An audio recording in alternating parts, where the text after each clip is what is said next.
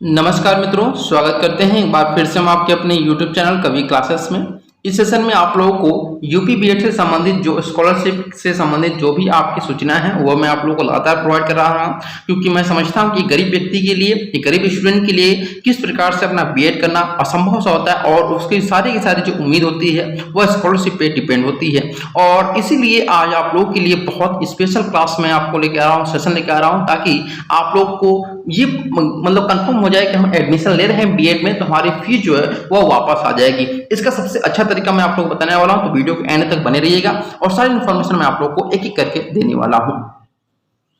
देखिए, यहाँ पे कुछ चीजें मैं आप लोगों को मेंशन करना चाहता हूं कि 6 जुलाई को आप लोगों का एग्जामिनेशन हुआ था, ठीक है। और यहाँ पे 6 जुलाई को एग्जामिनेशन के बाद आपका क्या होगा कि फिर रिजल्ट आपका आएगा, यानी कि 5 अगस्त को आप लोग का क्या होगा, रिजल्ट आ रहा है, ठीक है। तो 5 अगस्त को रिजल्ट आने के बाद फिर आपको जो प्रक्रिया शुरू होगी वह काउंसलिंग की प्रक्रिया शुरू होगी। तो काउंसलिंग की प्रक्रिया में जब आप लोग की शुरू होगी तो उसी में आप लोग का आप लोग का प्रमाण पत्र लगता है, ठीक है, जिसमें मतलब कुछ प्रमाण पत्र तो लगता नहीं है, केवल एक आप लोग का लगता है, वो रहता है बैंक पासबुक का लगता है, ठीक है। उसके बाद आपका जो रिजल्ट आता है एंट्रेंस का वो लगता है। लेकिन इसके बाद एक पहले आप लोग जब काउंसलिंग के पहले आप जब एप्लीकेशन फॉर्म भरे होंगे तो उसमें एक यहाँ पे डॉक्यूमेंट लगाए होंगे, इनकम सर्टिफिकेट लगाए होंगे। तो उसी इनकम सर्टिफिकेट के बेस पर ही आप लोग का क्या होता है कि स्कॉलरशिप आता है, ठीक है। अब यहाँ पे एक चीज बताना चाहूंगा कि आप लोग जो है वो अपना इनकम सर्टिफिकेट जो है उसे चेंज भी कर सकते हैं बाद में, ठीक है। इस वीडियो को देखने के बाद आप लोग सोचेंगे एक बार जरूर कि आप इनकम सर्टिफिकेट चेंज करें कि ना करें। इसके बारे में हम जान लेते हैं। तो देखिए, सबसे पहले मैं प्रश्नों के आधार पर आप लोगों को आंसर दे रहा हूं ताकि आप लोगों को कोई भी कंफ्यूजन न क्रिएट हो, ठीक है। अक्सर का प्रश्न पूछा जाता है कि सर बताइए कि काउंसलिंग के बाद स्कॉलरशिप का फॉर्म भर सकते हैं कि नहीं भर सकते हैं। तो इसका जो आंसर होगा वह आपका आंसर यस में होगा कि जी हाँ, बिल्कुल आप लोग जो काउंसलिंग के बाद अपनी स्कॉलरशिप का फॉर्म है उसे भर सकते हैं। क्योंकि जब स्कॉलरशिप का फॉर्म भरेंगे आप लोग तो उसमें आपको कॉलेज का नाम पूछा जाता है, कॉलेज का कोड पूछा जाता है, ये तब आपको प्रोवाइड करा दिया जाता है कॉलेज के द्वारा, तो आप अपने स्कॉलरशिप फॉर्म को भर सकते हैं।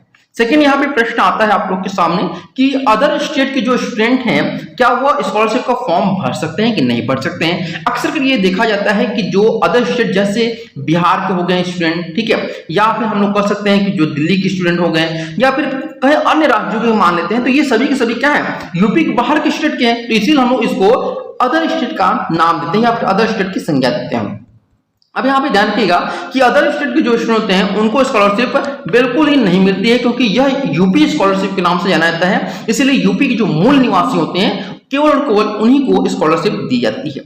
थर्ड क्वेश्चन यहाँ पे आपका आता है कि ओबीसी का कितने का आय प्रमाण पत्र होना चाहिए। देखिए क्या होता है यहाँ पर कि एससी और एसटी ये दोनों ही जो कास्ट के होते हैं इनको स्कॉलरशिप फुल आ जाती है। फिर यहाँ पे आता है नंबर किसका, ओबीसी का।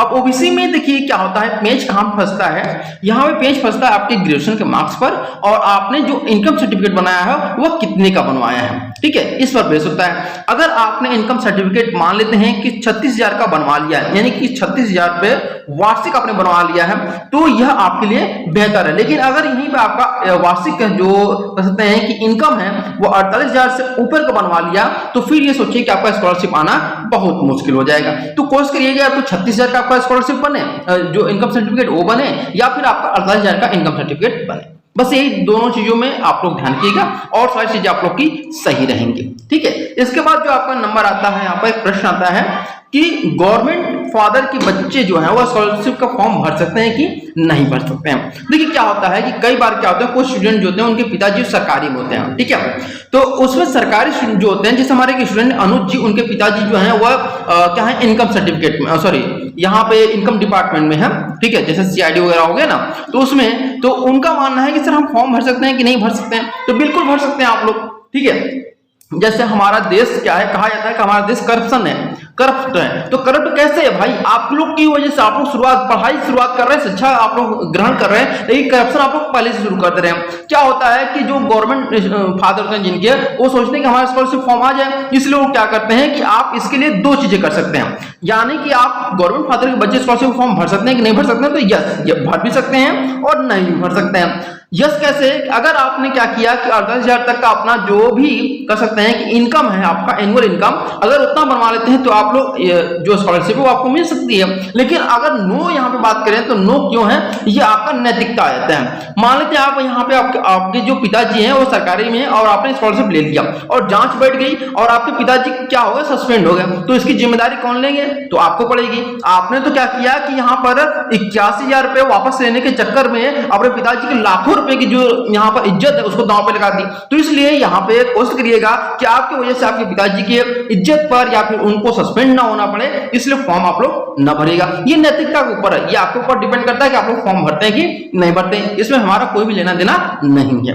अब बात करते हैं हम लोग यहाँ पे पांचवा जो क्वेश्चन आपका है कि इनकम, यानी स्टूडेंट का हो या फिर पिताजी का हो, तो हमेशा ध्यान रखिएगा इनकम जो होता है वो आपके पिताजी का होना चाहिए। ठीक है, किसका होना चाहिए, पिताजी का होना चाहिए, क्योंकि अभी आप लोग क्या है, बेरोजगार हैं, आप लोग के पास कोई भी रोजगार नहीं, तो आप लोग अपने पिताजी का इनकम लगाएंगे। हाँ, एक कंडीशन और होता है, बहुत सारे प्रश्न पूछे जाता है कि सर मैं तो यहाँ पे काम धंधा करता हूँ, ठीक है, प्राइवेट सेक्टर में हूँ और यहाँ पे मैं सेल्स का काम करता हूँ, तो क्या ये इनकम जो है वो मेरे नाम पर होगी क्योंकि मैं पैसे कमाता हूँ? तो बिल्कुल नहीं होगी। आप चाहे लाखों रुपए कमाते हो लेकिन इनकम जो होगा आपके पिताजी का होगा। हाँ, एक कंडीशन ये होता है कि अगर आपके पिता या माता जी नहीं है तो उस कंडीशन में किसका लगा सकते हैं, तो उस कंडीशन में आप लोग क्या कर सकते हैं कि आप अपने किसी रिलेटिव का या फिर आप अपना किसी गार्जियन का लगा सकते हैं, या फिर अपने बड़े भाई या फिर अपने बड़ी बहन का इनकम सर्टिफिकेट लगा सकते हैं। उम्मीद करते हैं सारी चीजें आप लोग को समझ में आ चुकी होंगे, किस प्रकार से आप लोग अपने स्कॉलरशिप को प्राप्त कर सकते हैं और किस प्रकार से अपनी फीस को रिफंड कर सकते हैं। उम्मीद करते हैं आप लोगों को सेशन अच्छा लगा होगा। सेशन अच्छा लगे जरूर सेशन को लाइक करिएगा, शेयर करिएगा और सब्सक्राइब जरूर कर लीजिएगा। Thank you so much for watching this video.